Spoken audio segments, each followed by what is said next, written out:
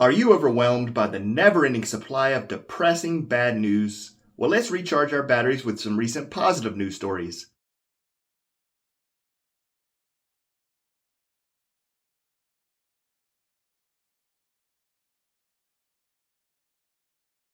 Daughter of late wrestling star Jay Briscoe walks at AEW Dynamite 1 year after tragic crash, is the Giddy News headline courtesy of Consolata Timmerman with Citizen Side, and a link to the source will be included in the description below.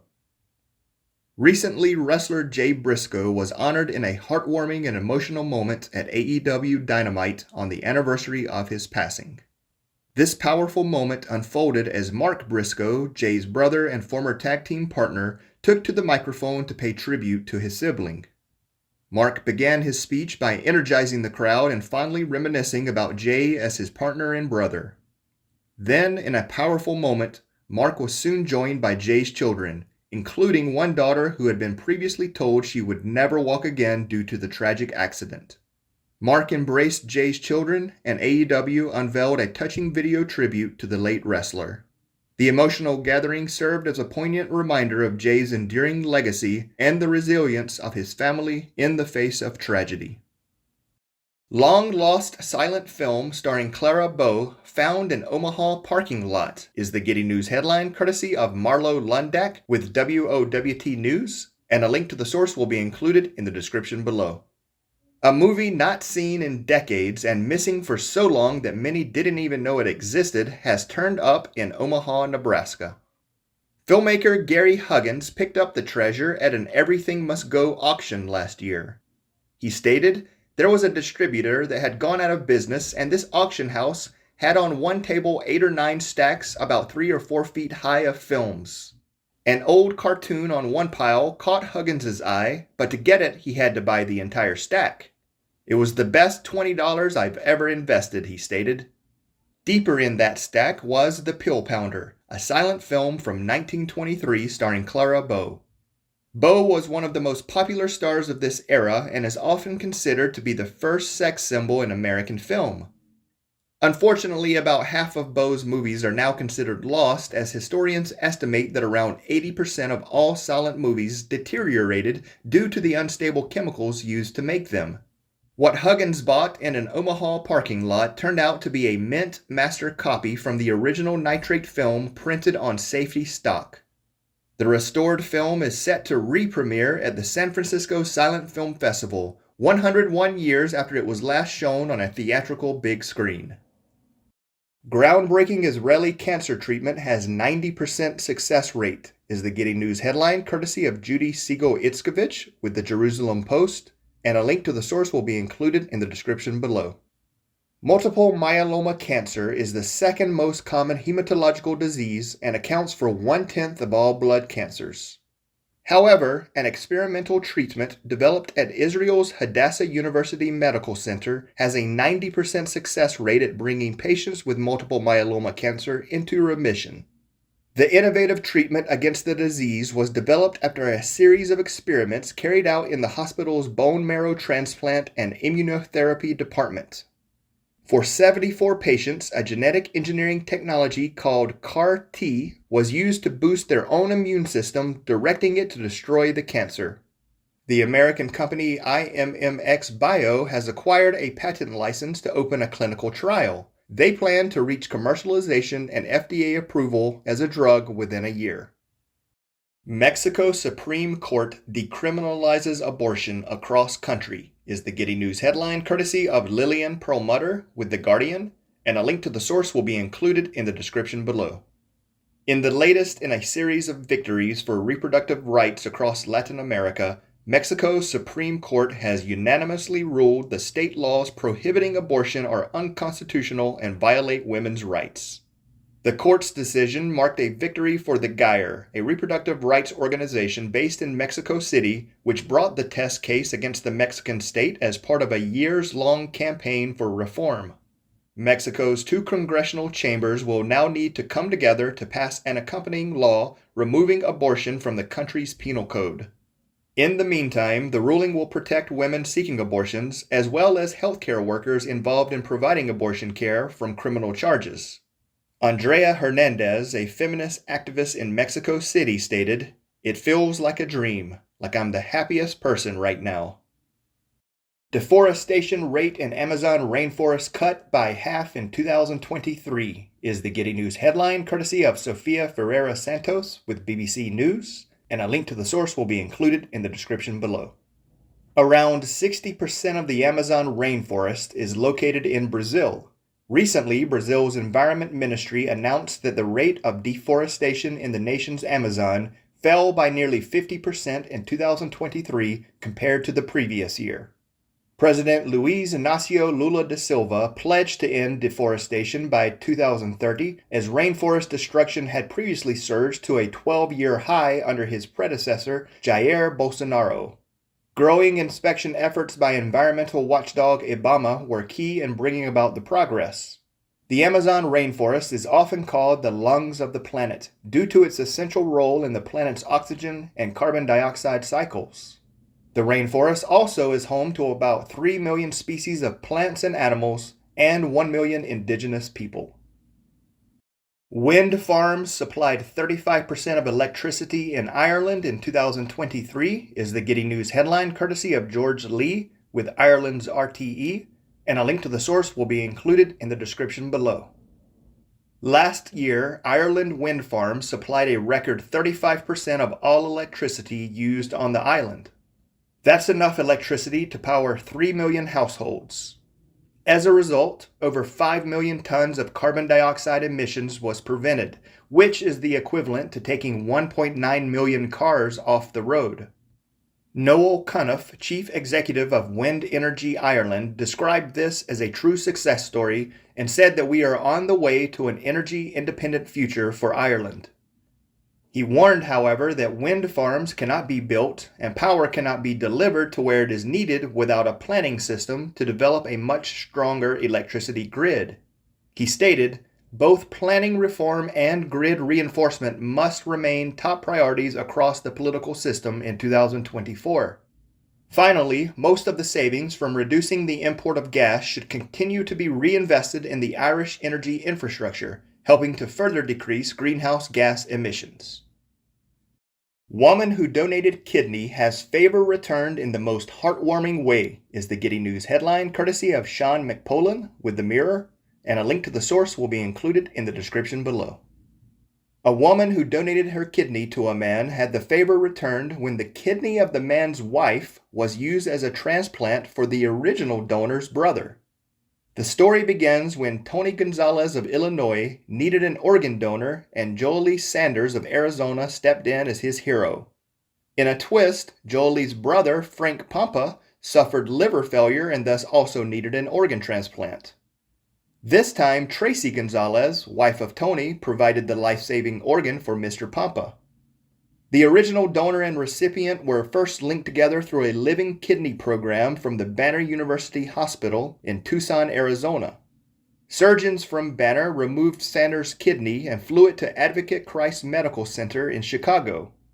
Surgeons in Chicago did the same thing for Tracy Gonzalez's kidney and rushed it to Tucson to help Mr. Pampa. After the successful treatments, both families finally met via a video call. Massachusetts becomes first state to blanket pardon low-level marijuana charges is the Giddy News headline, courtesy of Matthew Metzger with the Boston Herald, and a link to the source will be included in the description below. Massachusetts is now the first state to pardon the crimes of offenders charged with simple pot possession. Governor Maura Healey's first-in-the-nation plan to issue a blanket pardon for simple marijuana possession was met with unanimous approval of the Governor's Council.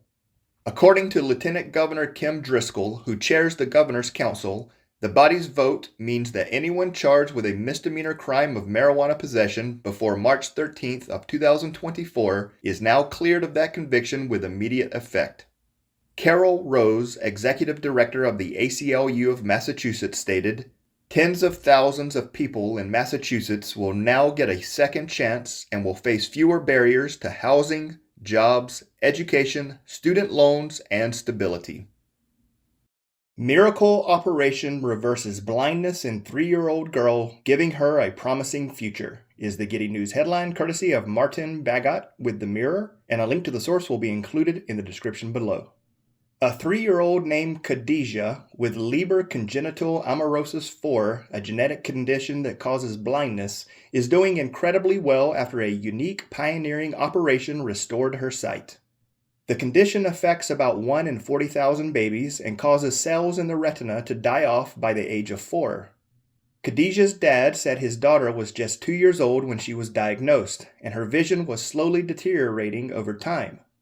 He stated that her diminishing eyesight was affecting her confidence and stability as well. The operation took place at Evelina London Children's Hospital, part of St. Thomas's Hospital in London, which is the only hospital in the world carrying out this revolutionary gene therapy. Lead surgeon Nariban Kumaran stated, "We're really pleased with how Khadijah's surgeries went. Her mother and father have already noticed an improvement." MIT builds an open-source hydrogen electric motorcycle that runs on fuel cell, is the Giddy News headline courtesy of Matthew Burgos with Design Boom, and a link to the source will be included in the description below. Using a fuel cell system, MIT's electric vehicle team has built an open-source hydrogen-powered electric motorcycle with swappable parts. The dirt bike-looking vehicle can be built by riders on their own since the plans will be made available online. The body parts and engine can be swapped out easily so that maintenance, repair, and experimentation are easier to carry out.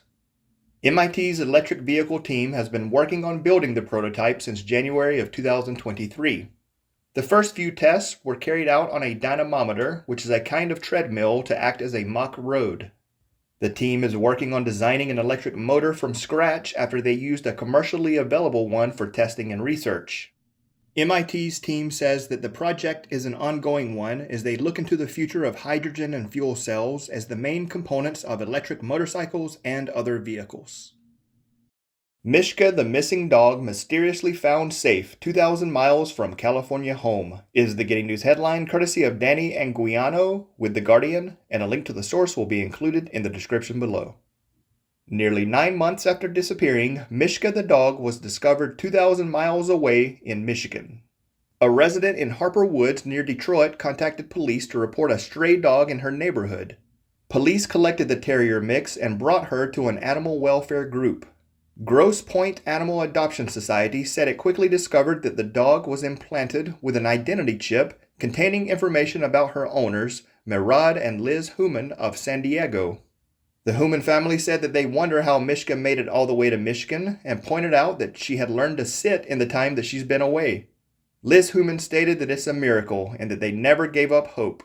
Grosse Pointe Animal Adoption Society released a statement describing Mishka's story as a tale that Hollywood would love to tell and that this is the happy ending that we all wanted. Phoenix passes historic ordinance giving outdoor workers protection from extreme heat, is the Giddy News headline courtesy of Kristen Hemingway Jones with EcoWatch, and a link to the source will be included in the description below. A historic new law in Phoenix, Arizona will provide thousands of outdoor workers in the nation's hottest city with protections from extreme heat. In a unanimous vote, the Phoenix City Council passed an ordinance requiring that workers have easy access to rest, potable water and shade, as well as training to recognize signs of heat stress. Vehicles with enclosed cabs must also have access to air conditioning. Lori Bays, Phoenix's deputy manager, said the new rule would apply to roughly 10,000 city contract workers. A press release from the National Council for Occupational Safety and Health stated, "This ordinance is a critical first step toward getting workers life-saving protections and holding employers accountable for safety during heat season. It's also a model for how local governments can leverage their contracts to protect the workers who keep their communities running from climate change dangers." 91-year-old donates $500,000 to rural volunteer fire department in Henry County, Missouri, is the Giddy News headline courtesy of Peyton Headley with KMBC News, and a link to the source will be included in the description below. Neighbors helping neighbors is the motto that Mark Hardin brought to the Calhoun Volunteer Fire Department when he began as fire chief back in December of 2021. But when he started, it was a department of just one, with old gear and 40-year-old trucks that didn't even run. So Hardin opened the doors to the community. He posted on Facebook, hosted trainings almost weekly, and grew his department to where it is now, with 28 volunteer firefighters. The department made repairs to the old trucks and has pride in the work that they do. The only thing holding them back was a small budget, until recently when 91-year-old Sam Sloan, a resident of Henry County for over 60 years, stepped in to help. Sloan is donating $500,000 to Hardin and the volunteer fire department in Calhoun.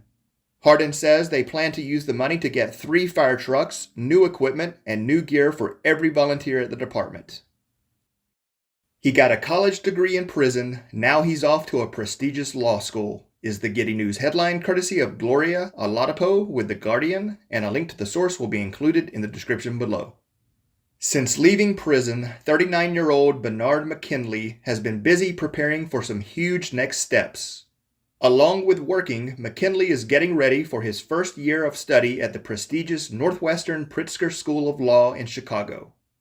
He is the first person from NPEP, which is Northwestern University's prison education program, to be accepted into law school.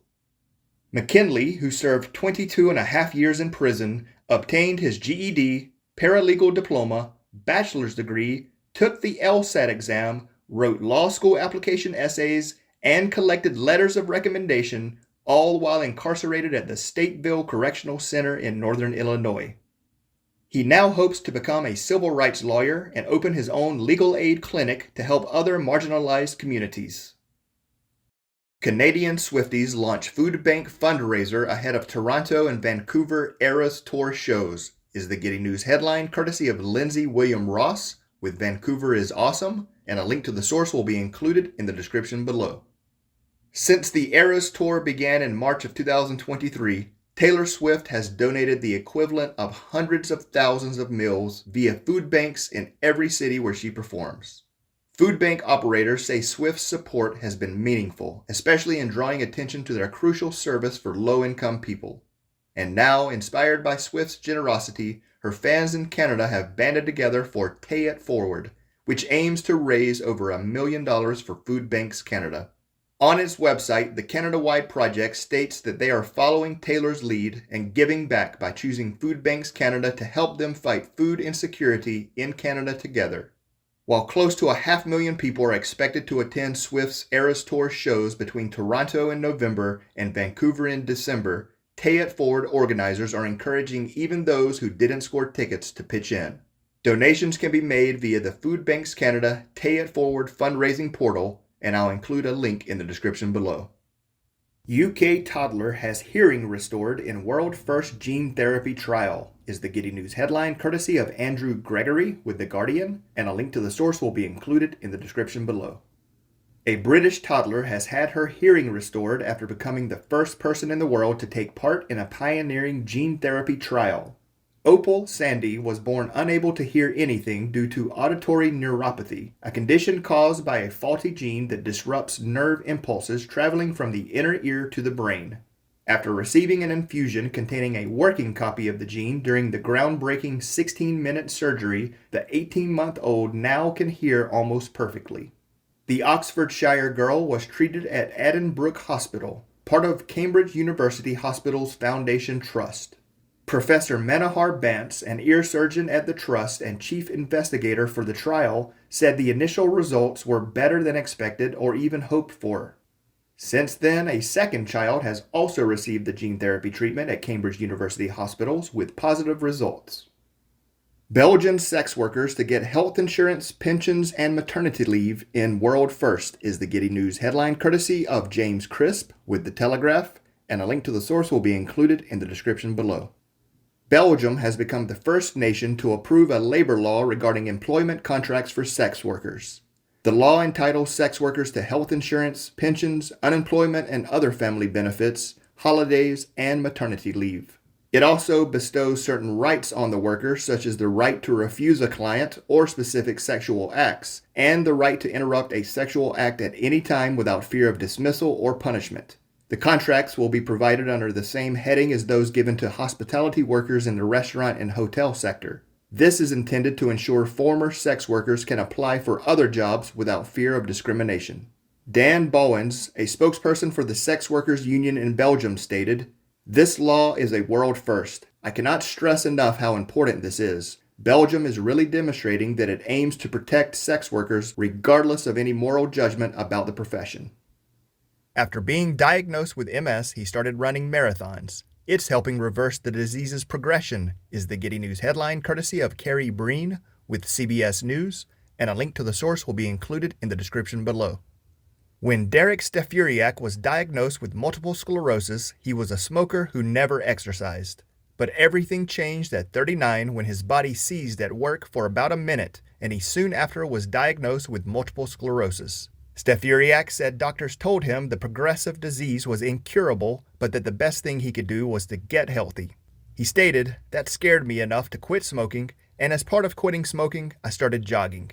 Now, 13 years after his diagnosis, Stefuriak has run 36 marathons, including one in Antarctica and one on Mount Everest.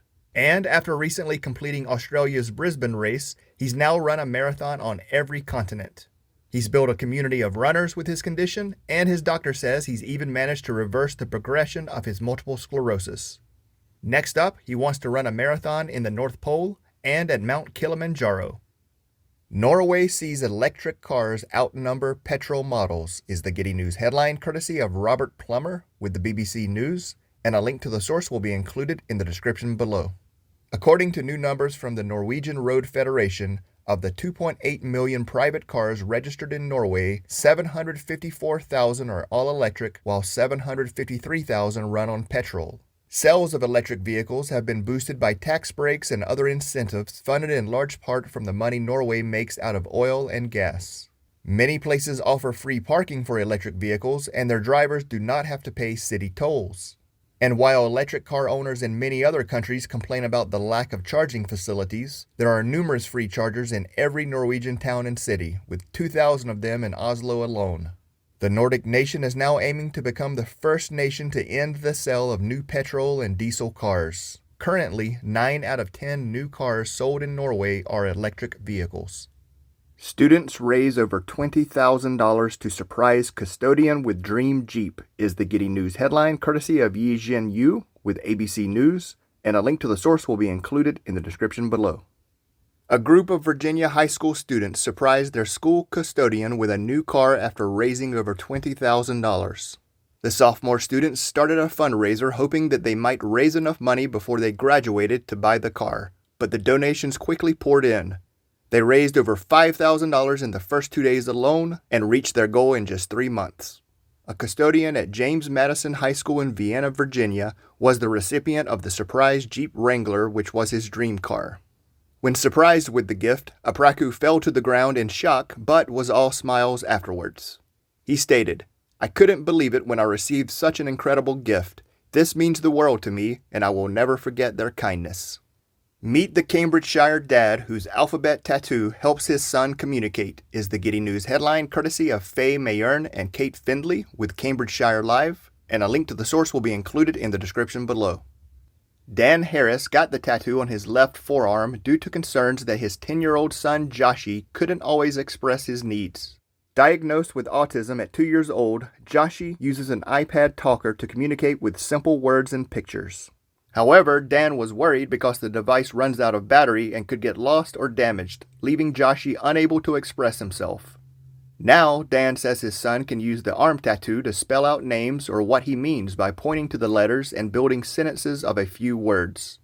He stated, "Joshi comes into my room and touches my arm first thing in the morning to check that the tattoo is still there. He's still learning that it's permanent and not going away." All right, that's it. I hope you enjoyed this episode of the Giddy News. And if you have a positive news story that you'd like for me to share, please include a link in the comments down below. And until next time, take care of yourself, and thanks for watching.